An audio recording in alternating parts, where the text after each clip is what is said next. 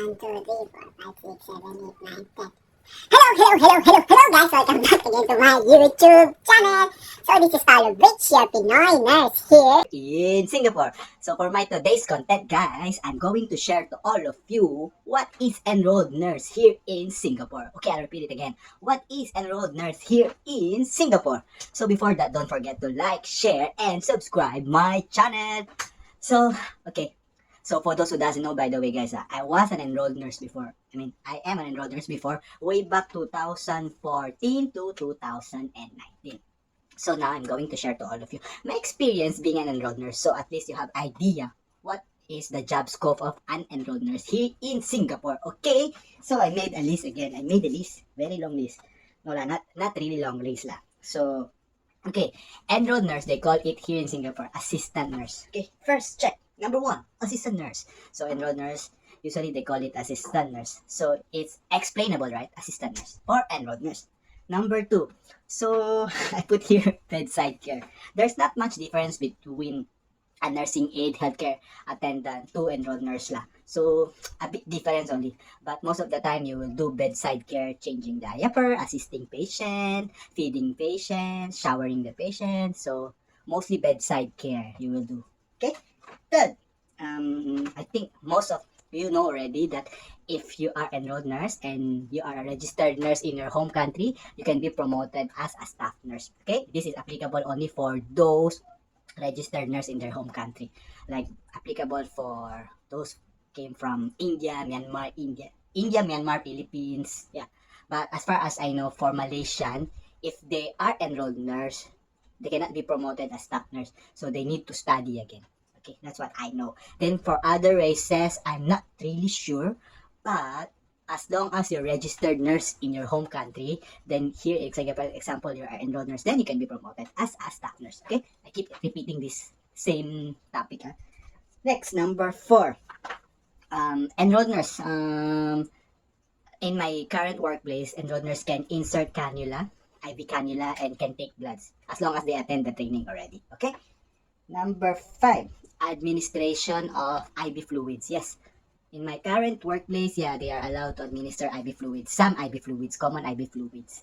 But premix, something like that, they cannot administer. Only staff nurse can administer. But like normal saline and everything, they can administer. Number 6, of course, they can do wound dressing. Wound dressing, especially, usually enrolled nurses are good in doing wound dressing, back dressing, negative pressure, back dressing, back dressing. As long as they attend the training, they can do this. Number 7, okay, I'm not really sure about this serving medication, but this is, as far as I know, this is the main difference between enrolled nurse and staff nurse. Enrolled nurse cannot serve medication, they cannot sign and everything.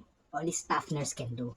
But I heard, as far as I know, if they go to this kind of training, they are allowed to serve per oral medication. This is applicable only for those working in nursing home, as far as I know. But in hospital, I never encounter enrolled nurse serving medication. What do I mean about serving medication? Like they are the ones signing the medication, that they take the responsibility when they serve the medication. Okay, so that is for the serving medication. Huh? Next, IO charting. So intake and output charting na. So what is the intake of the patient, the output of the patient. Recently, I first time encountered discontinued bladder washout. They are more proficient with me how to do discontinued bladder washout because they need to do some accurate IO charting with that. Okay. Next, usually if you're enrolled nurse, they expect more from you, of course, comparing to a nursing and ACA. So they want you to take a step up. You must step up if you're enrolled nurse because you can do more. And it's like you have a nursing background. I'm not saying that nursing aid and HA don't have nursing background, but they expect more from you if you are enrolled nurse. Okay? 11. Of course, they can do trachea care, tracheostomy care, suctioning. This is like what I said, like a bedside care, okay? Of course, must have competency, okay? IDC care, okay. IDC care means indwelling catheter. They can do for female. They can do IMC and insertion of catheter for female only. By the way, guys, here in Singapore, we're not allowed to insert catheter for male unless you attend training. Because as far as I remember, in Philippines, because I'm from Philippines, of course, I think we're allowed to do IDC insertion for male, but in Singapore they don't allow nurses to do IDC insertion for male unless they go for training. Okay. Number 12, of course, la assist in procedure, some procedure that doctor wants to do now. For example, assisting in IDC insertion for male, then enrolled nurse can do. Okay. Number 13. What's this? I cannot understand. Okay. Okay, one more tip regarding this being enrolled nurse.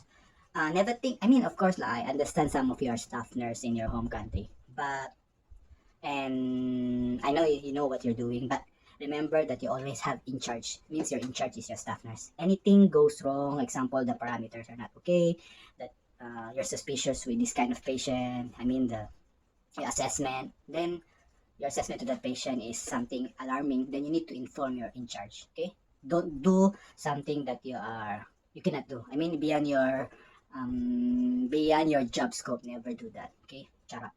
Never do that, because of course you need to follow what is your job scope. And unless you have I mean, you are for promotion already, or someone is guiding you, then you can do. But never exceed your job scope. Like if they said don't, you're not allowed to do this because you're enrolled nurse, then you don't do it. Okay, just for you to be safe. Okay, remember that. So just sharing about my experience being enrolled nurse. It's quite main thing is like what I said earlier. The difference is not much between nursing aid and enrolled nurse, the workload, but the salary, the difference quite a lot lah. Of course, nursing aid is work permit holder and enrolled nurse is S-Pass holder. And the benefits for enrolled nurse comparing to nursing aid is more because you have the Singapore Nursing Board license already. And what else? I think that's it. But I can say that sometimes, because when I was in nursing home before, long time ago, even I'm enrolled nurse, I'm functioning as a staff nurse already, but by right cannot. But that time there's no staff nurse at all. So, but by right cannot. Then when I was in community hospital, of course, I cannot exceed with my job scope. So basically, I'm like doing assisting things only with the staff nurse. But I need to step up so that I can be promoted. So I was promoted in ComHos as a staff nurse. So because when I joined to community hospital, I was enrolled nurse. Then it takes like 2 to 3 years before they promote me to become a staff nurse. Okay, that's the story of my enrolled nurse journey. And yeah, I think I was promoted from.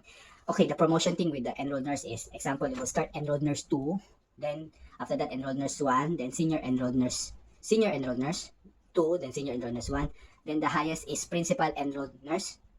So those who will get principal enrolled nurse are either they don't want to become staff nurse, or they cannot go as for a staff. They cannot, I mean, either they don't want to become a staff nurse, or they are not fit to become a staff nurse. No, how to explain that? Or they are not qualified to become a staff nurse. So you will reach this principal enrolled nurse lah.